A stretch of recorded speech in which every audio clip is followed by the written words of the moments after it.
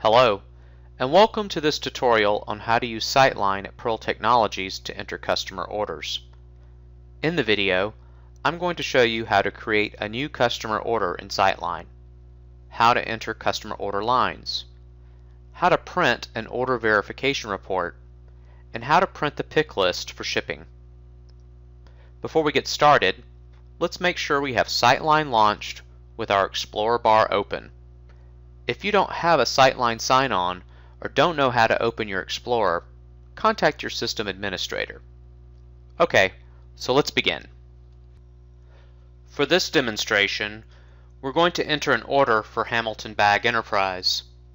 I have a copy of the manual inquiry order entry form filled in by hand while on the phone with the customer. On it, we can see the date the customer placed the order, the company name, the company purchase order, the person who placed the order, the initials of the customer service agent that took the order, the billing and shipping addresses, the quantity, product, and price per each order information, and any shipping or special instructions that may need to be noted. So in Sightline, I'm going to use the Explorer. I'm going to use Master Explorer, Roles, Customer Service, and Order Entry. And I'm going to go to Customer Orders. I'm going to double click on the Forms icon there and open up Customer Orders. And now I'm going to remove the filter. And that's going to display all of the customer orders that are in the system. Then I'm going to add a new one once I'm displaying the orders. So I'm going to say Actions, New. And now order. So this will be the unique customer order number, and Sightline is a green field here. Sightline will automatically fill that in when I save this customer order record. The order date, if it were a different date, I can use the drop down calendar here and select out whatever date it is. I know from order entry form though this is in fact the date. Status is ordered. Order type is regular, it's not a blanket order, and the warehouse is Maine. We're always going to use Maine. Customer PO, customer purchase order, was HBE 1248, and now I need to add in the customer number. So I don't know this customer's record number. So what I'm going to do is I'm going to click in the record number field, and then I'm going to right click, and I'm going to use Find. Find is a way to launch a query that will search for customer orders or customer records rather. With the number, and I don't know the number, or the name, and I do know the name. It's Hamilton Bag Enterprise. So Hamilton Bag Enterprise, and I'll click refresh, and I can see there it is, Hamilton Bag Enterprise. Now if I only knew part of the name, for instance if I only knew Hamilton, I could type in Hamilton and then put a wildcard at the end. So a wildcard, which is an asterisk, a wildcard at the end of a string of characters indicates to Sightline that in this case it's the customer's record. I'm looking for all the customers with the name that begins Hamilton, because I have the asterisk there at the end. I don't know what comes after it. So when I click refresh, you'll see there's actually two customers in the system, Hamilton Bag Enterprise and Hamilton Plastics. So whichever one I have selected, you can see this little black arrow tells me which record I'm actually pulling here. Now maybe I just remembered that it was bag, and somewhere in the middle it was bag. I can type in wildcard there, an asterisk, and then type in bag, and it's not case sensitive, and a bag, an asterisk there at the end. It's not case sensitive, so it doesn't really care. I'm going to click refresh, and you'll see there are a number of companies that have bag appear somewhere inside their name. And the first time you pull this, it'll be an order by customer number. I can see there's 47 of them. I can double click on the name. It'll put them now in alphabetical order by name, and I can scroll down and I can find, and I select the record. You know it's selected because there's the black arrow there, Hamilton Bag Enterprise. I click OK, and it's going to bring all that header information over here into the customer order. So now I've got Hamilton Bag Enterprise, I've got ship to, this is not the right ship to, this is the post office box here I can see. So let's see, I'm going to select there, and that's right, the Apple Avenue.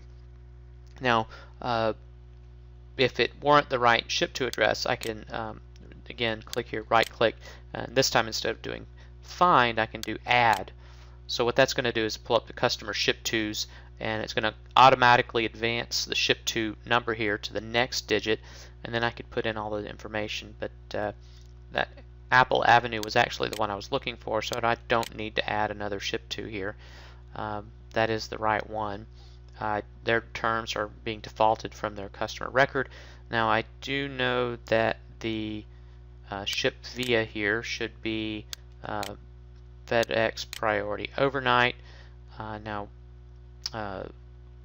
one thing I do need to check, let me look at this ship to. I'm going to right click here, and this time I'm going to go to Details, and I want to check to make sure that I have, and I do, good, I've got Stephen Smith in here as the contact information. So the kind of the three different ways that we use these right clicks is you might say find, and that's a way to find a record.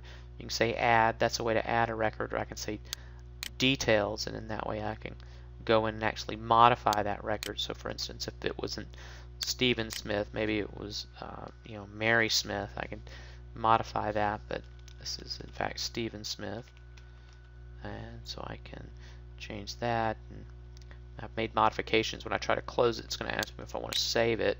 I'm just going to say no, I don't want to save it. I didn't really make changes. But so now we have purchase order in. I've got the name of the company in. I've used the find function. I've got the ship to. I didn't have to use the add, but I could have. And also I did details here. I could have found any of the details there.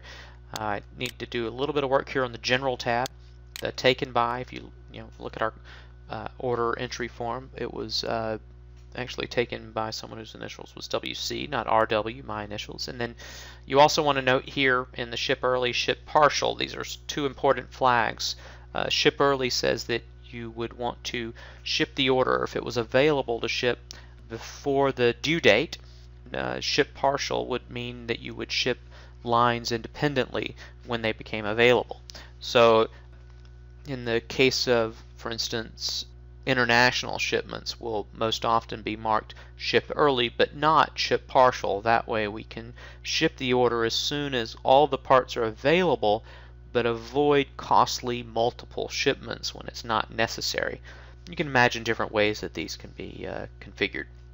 So now I'm going to save my customer order record, and you'll see the order number here that's green will be populated by a unique order number, and it will be grayed out to indicate that we've created a new customer order here.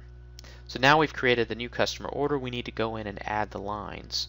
So I'm going to go over here to lines, and I'm going to click the lines button, and it'll open up a linked form for customer order lines. So it linked means it pulled in the header information here, and I can add in the lines. As many as I add in, they'll start to populate over here.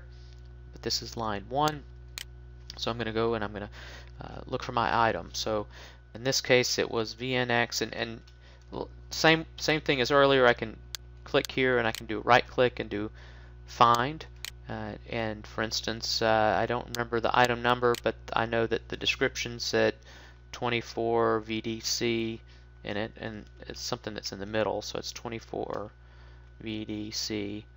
So I'm going to type star there, I click refresh, and I can see it pulls up all the ones that have 24 VDC. Now one of the things to be mindful of is if there was a space in between those and I click refresh, you're going to see an entirely different group, because it's actually going to realize that space is there, and so it's not, the one that I'm looking for isn't there.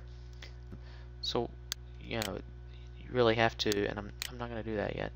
So you really have to be careful when you're using those add, find, and details searches. The other thing that you can do here is I can type in, I know it was VNX 02 something. So I can do VNX 02 and then do my wildcard again, and this time use the drop down, and all of the ones that start in with VNX 02 will show up. So I can go down now and find my VNX 0217, my valve, and you can see here it is populated. It brought the price with it, and what I need to do though is I need to change the quantity to match the order entry form. So now I've got 4 at $99.45 each, and the net price is quantity ordered times unit price is $397.80. The due date, because it is a FedEx overnight, I need to change that. It defaults to 2 days out from today. So I'm going to go in here, I'm going to change that to the 26th, which is today. And you can see quantity ready for. I have quantity ready also displayed down here in a graphic. You can see ordered and ready.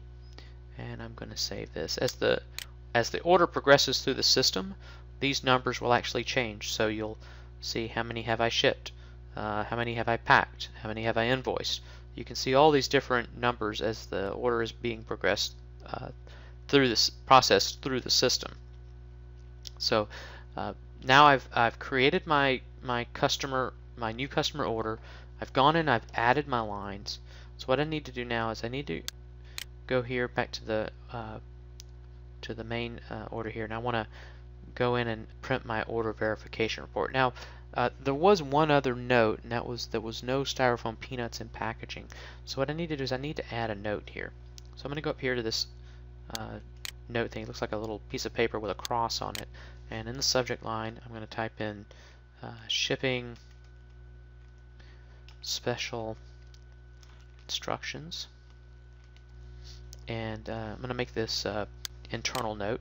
I can make it either an internal note by clicking that, and if I don't have it clicked, it is by default an external note. And when you print off various documents, whether it's internal or external, you'll be able to select those in different print configurations and have them come out. So I need to say no styrofoam peanuts in packaging, and I'm going to save that note there, and I can close it down. And now I'm going to print my order verification report. So I click the quick link to the order verification report line, and like I was telling you earlier, there's all kinds of different things here. But like we had print internal notes, print external notes. There are different ways to configure these orders, or configure the print documents. This is an order verification report, so I do want to print the price. It's filled in already, the order starting number and order ending number. If these weren't filled in, it would print out all the ones that are in the system, so we don't want to do that. We want to make sure we're printing out the ones that we intend to. And I'm going to click preview. It's always a good practice to preview this before you send it to your customer, before you freeze the record in DocTrack and before you send it to your customer. And here we have Zeke Smith put the order in, going to bill to Hamilton Bag Enterprise. We're going to ship it to Stephen Smith at 399 Apple Avenue. We have their purchase order here. We have our order number. It's FedEx priority overnight. This is the order date. There's the verification date, the date we're sending this out. You can see the due date, which we marked here, and the item and the item description. We also have our note here. So that all looks good to me. I'm going to close this guy down now. I'm actually going to now hit the print DocTrack. You'll have an information window pop up that says report submitted. I'll click OK. And so what that did was that created another one of these order verification reports, but it froze it and saved it on our DocTrack server. So I'm going to close customer service entry. I'm going to stay in the Master Explorer, stay in roles, and I'm going to go to System Administration. And this time I'm going to go to something called Report Output Files. So whenever I print something to DocTrack and I save it to that thing, it's going to actually create a report that I can come to here, and now I can click the release the filter. I can see there's my order verification report. That was the one that I just did. And if I click view, you can see it's the same one, but it's it's now got my timestamp. It's frozen in the DocTrack, so it looks exactly like this, and I'll be able to send it to my customer, and anyone can recreate these things. So I could save this and email it to my customer, or print it and fax it to them. But I've got it saved on my DocTrack, so it's not necessary really to have a physical copy of it. So now we can imagine I've emailed this, so I've created my new customer order. I've created my customer order lines. I've generated and sent my order verification report.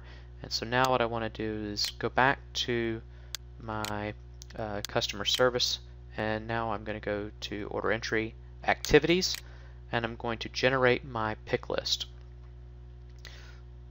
So generally we're going to print these out to shipping. So again, I'm going to double click on the icon here for generate order pick list, and So over here, I'm going to go back to my customer order. I'm gonna copy this. So I'm gonna Control C and come back over here and order starting. I'm gonna Control V and Control V again. Remember, I told you that you'd be able to process all of them if you wanted to, but we're just going to do this one. And I'm going to click Detail. I don't need the summary page and the detail page. And so now I'm going to hit Process, and that's going to generate the pick list for shipping. And you can see here's my order pick list. You can see here's my order number. You've got your bill to on here. You've got the ship to Stephen Smith, Hamilton Bag Enterprise. We've got a order contact information here, Zeke, and ship via FedEx Priority. Here's my item number, and you can see the quantity on hand is actually 5. I need 4. They would annotate that physically as they picked out the items. So again, I could now print this to the printer out in shipping, and they would pick it, and that would be it.